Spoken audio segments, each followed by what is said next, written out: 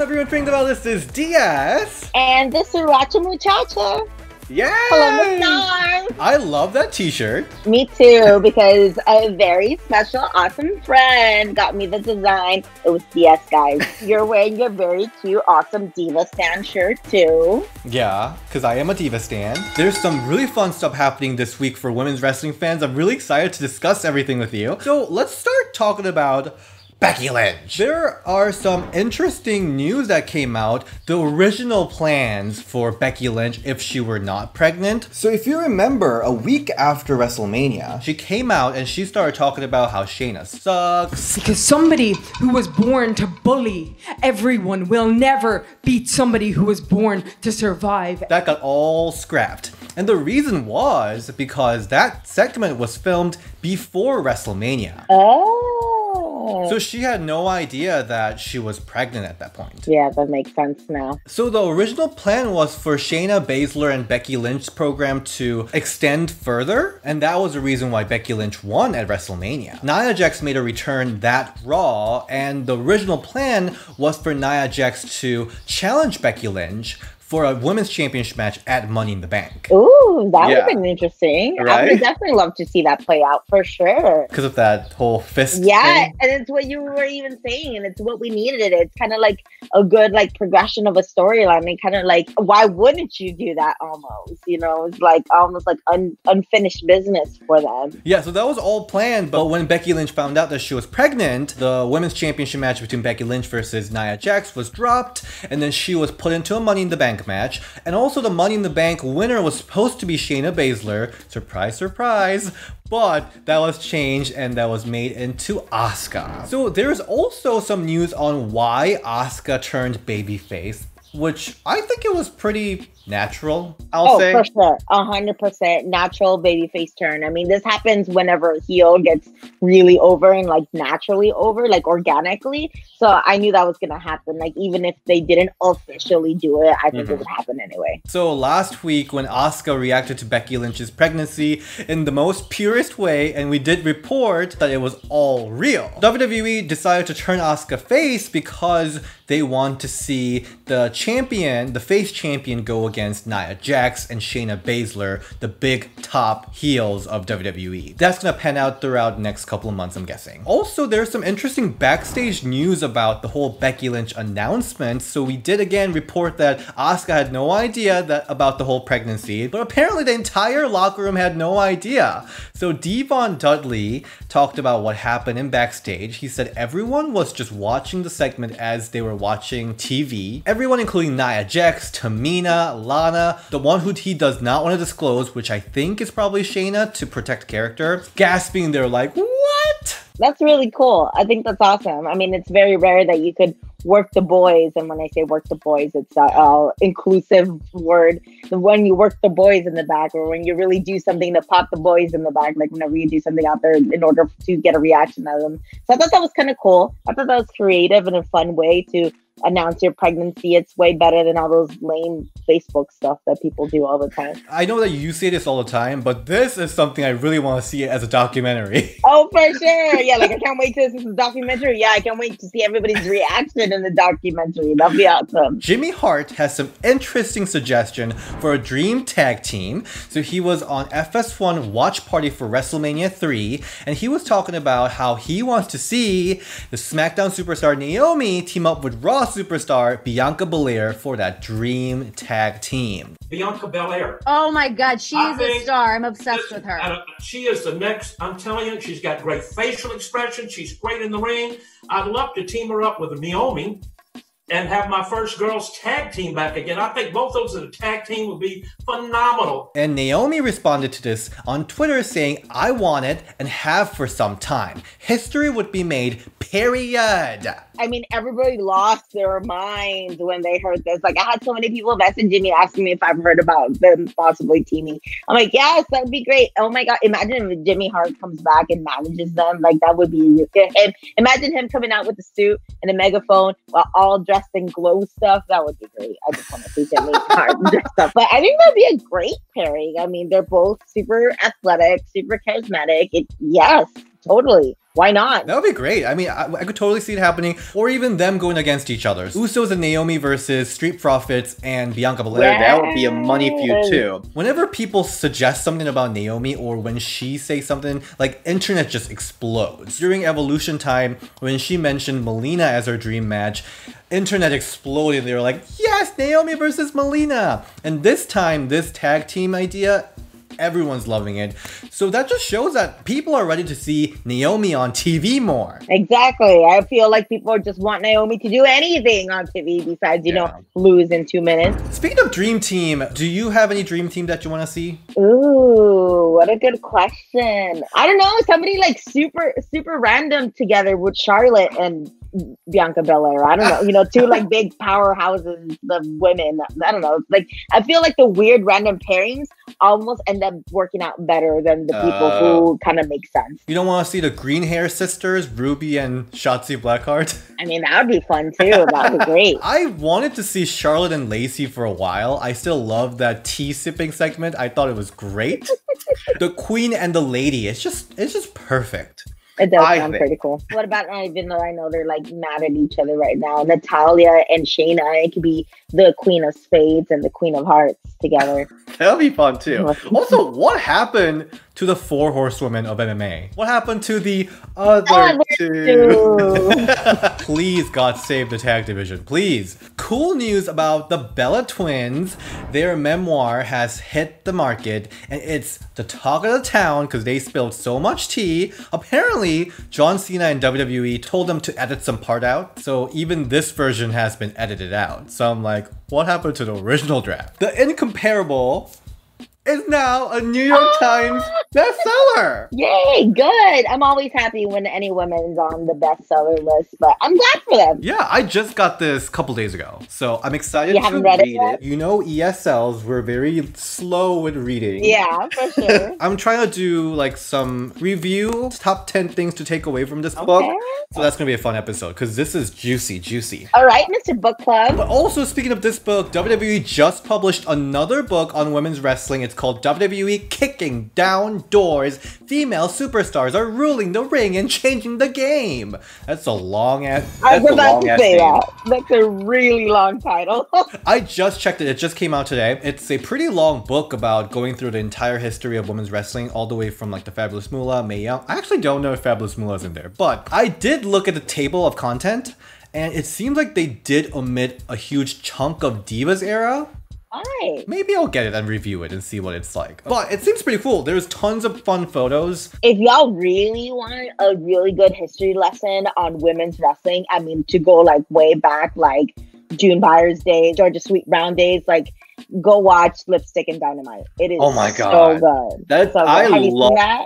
Yeah, I love the documentary. Good. Especially when I tell all of our younger viewers, go watch Lipstick and Dynamite. Yeah, please. Because, you know, WWE history, as much as it's all shiny and cool, but it is not the real version of it. Exactly. It's all gritty and like almost like the not so polished side of women's wrestling. Yeah, please take a look at that. That's a real good one. There is some exciting content coming to women's wrestling fans. The first one is GAW TV.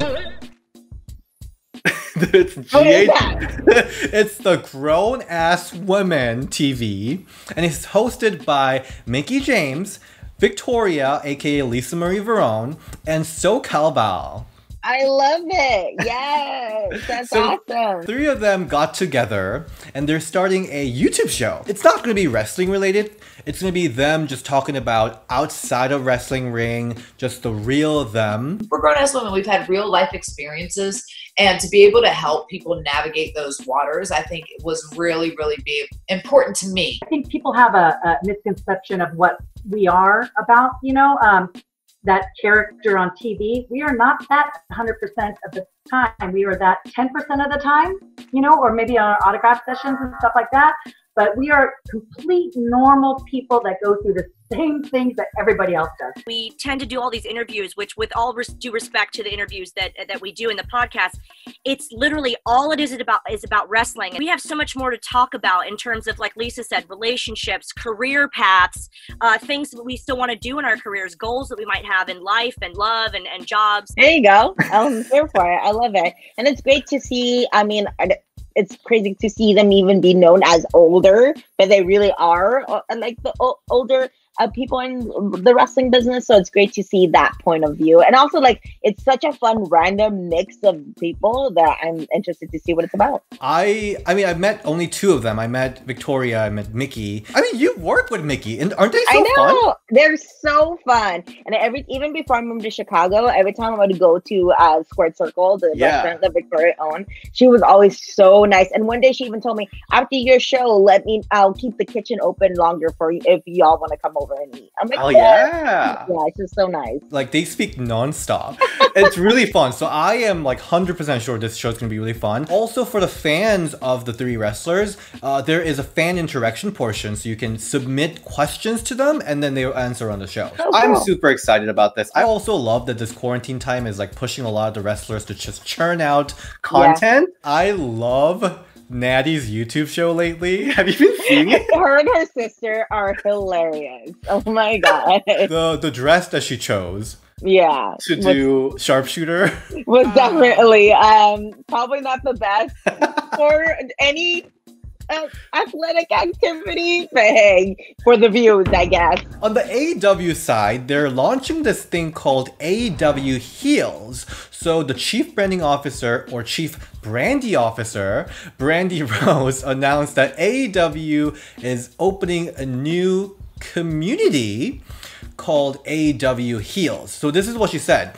Introducing AEW Heels, a new community for women who love wrestling. More details to come throughout the week. So she said it's going to be coming out on May 22nd, this Friday. I don't really know what this is all about. Maybe like some sort of forum where women wrestling fans can like share their ideas and thoughts. I don't know. I really have no idea what it could be, but anything involving women's wrestling that puts them to the forefront is definitely a plus for me. Like, I don't know what it would be, but you know, that's the whole pitch of AEW, that they're like showing something new that we haven't seen before. Yeah. So I'm super excited about it, given that especially AEW has been really, really pumping in a lot of great talents, great creative energy into the women's division. It's been popping lately. Exciting to see what they come up with. All right, so AEW Heels just made an announcement that they will be having an official launch party on Friday, May 22nd at 8 p.m. Eastern Time, and it's going to be a 1 hour long Zoom party with like a Brandy Rose and other AEW's female wrestlers. They made this invitation towards ladies, and they said it's going to be a new female forward movement led by Brandy Rose. So this 1 hour long graphics that wrestling can expand to, but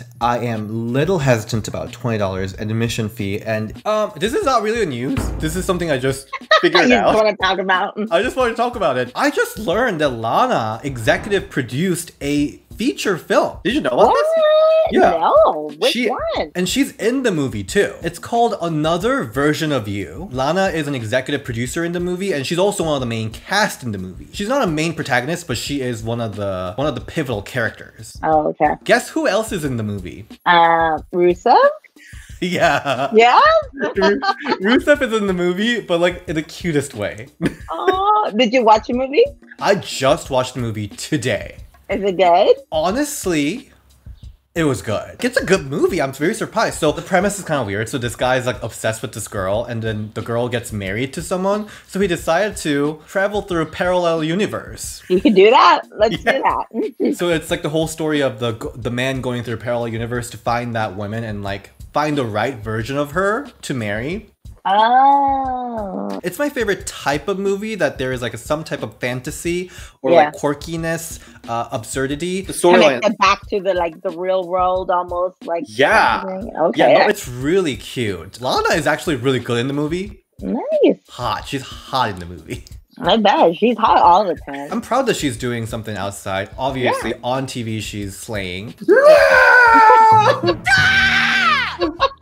I was so confused by that, but she did it well. Whatever you do, do it well, and she did that well. It was also announced in March that she was casted on the Bruce Willis sci-fi action movie called Cosmic Sin. So she's really going through with it. She's not just an actress from Pitch Perfect background. She's an executive producer and everything. Yeah, so it's on Amazon Prime for free. So if you have it, just watch it. It's like really cool. All right, let's talk about one wrestler that both of us has been missing a lot, and it's actually your good friend Ember Moon. I know. I can't believe that I know her for so long, that I worked at her promotion that she used to run, and I was so proud and so happy to see her in WWE. So I definitely do miss her a lot. I mean, not only seeing her, but like seeing her in action in the ring, what she does best. So Ember has been out of action since last September. She injured her Achilles tendon during a 24/7 championship segment. Paloma, do you remember this whole thing? I don't remember the exact segment, but I do remember it happening. I was pretty bummed out when I heard about it, because I do know that the Achilles is a very, very hard injury to come back from. It's very hard to rehab it and come back 100% of it. So I remember when I first heard about it, I was like, oh no, that's like one of the worst things you could injure. But I don't remember the exact segment. I don't even know if it actually aired or not. I do remember her talking about it on Booker T's podcast. And how'd that happen? I don't want to talk about that. Hey, Ember, you're in the 24/7 title run because Carmella won the night before, and I was like, oh. It's like, y'all sure? Y'all sure y'all need me for that? And I told Truth, I was like, Truth, you better run. I'm going to catch you, Truth. If I catch you, I'm tackling you. You're going down. And so when we actually did it, I literally caught them right before we went through the curtain. So they go through the curtain, and they didn't realize how close I was behind them. And I was like, ha ha, so we go through the curtain. As I'm coming through, the curtain shuts, I open it, go through. Truth is dropping Carmella, and I have to hit, it's from me to you, and I'm going full speed. Oh, yeah. And breaching too, and I had to hit the brakes, and I just was like, whoa, boom, and I felt it pop. So she was on FS1's Backstage with Renee Young and Mark Henry, and Renee Young was asking questions about one moment in career that you regret. And Ember Moon was like, oh my god, I wish I was able to end Asuka's streak. I wish I was able to have a better match with Bayley at SummerSlam, which we did talk about when we reviewed that. But most importantly, she was talking about when she got injury. And she added that it is a career-ending injury. Well, she said it may be a career-ending injury, and she's having a very hard time recovering from it. I may have a career-ending injury. I'm coming back from the hardest injury, and I might not have a chance to redeem myself of all the things that I wanted to do. Sorry. Of all the things that I did want to do and all the things that I want to do in my future. It's so hard to think back and regret when I try to look forward. Like I said, Booker says that I'm done. You're finished. No, you're not. You got a lot left in the tank. Good things for her. She's fit. She's still young. I mean, she's definitely set up for success, being that she is with WWE. They have access to the best doctors, the best facilities, and everything like that. But I mean, it is a really tough injury to come back from. I mean, Xavier Woods right now, he's been out forever with the exact same injury, and even other athletes like NBA player Kevin Durant was out for a whole year because of the same injury. And I think even Edge had this injury too. So I mean, the good thing is that she's in really good position where she can come back from it. I just think it's going to be probably really hard. I mean, she did say it may be a career-ending injury, so I really hope it means that secretly she knows that she can return. She has still so much potential. I would love to see her wrestle with so many different people. I don't think we'll definitely have seen her go to what she can really do. So I really hope she can definitely get that rehab, get better, and come back better, stronger, faster, better than ever. Thank you so much for joining in for this week's News and Rumor. Paloma, where can we find you? You can find me Instagram, TikTok, and Twitter at Paloma Star. And I'm actually going to be doing a podcast this week with Grit and Glitter for PW Torch. So that will be coming out. And you can get this Diva Stan t-shirt and the hot t-shirt or tank top on our Teespring. We've got some really cute t-shirts, so check it out. Also, I just want to give a shout out to our amazing patrons. Ryan Perry, thank you so much. Thank you, Roberto Canu. This sriracha and thanks is for you. That is terrifying. Isn't it awesome? Thank you so much, Lumi Kang, our Chicago brother, and Pascal LC. And this one's for you, Blythe and Rob Stewart. Thank you so much for your support. We couldn't have all this without you. Oksana, I love you. And Xavier Velasco, thank you so much. You are the best. Thank you, Dilbish and Benito. Thank you so much to Maddie Paquette and Hania. This other scary sriracha is also for you. What even is that? That's so terrifying. Isn't it cool? It's this guy who did a whole bunch of horror props for movies. I got this made for me. I thought about getting this tattooed. Thank you so much, Tom S. and Lindsay Jude. And thank you especially to Chase Carter and Noah A. Yay! Thank you so much.